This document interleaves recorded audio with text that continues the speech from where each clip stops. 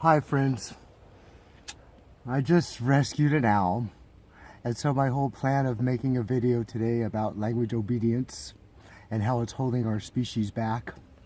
I mean, flat earth, Middle East on a basketball language installs are holding our species back. Flat earth, Middle East on a basketball language installs.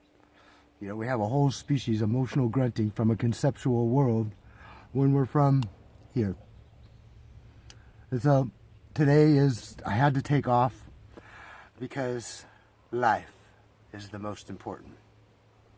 And so I'm gonna take the day off with my little friend here. He's beautiful. He just wants to sleep. We got some water and we got some food. I know. You are beautiful. You are beautiful. Want some? I never knew it, but owls need 1/3 hair in their food because that's how they digest. I know. He's tired, nocturnal. I should got bugging him. But we're friends. Everything's going to be okay. If you want to help with his rescue, there's a link in the description.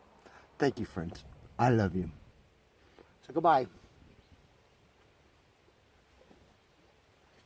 Put this in there. Put your wing in. We'll put your wing in. There you go. Now you're comfy. I love you, friends. Bye-bye.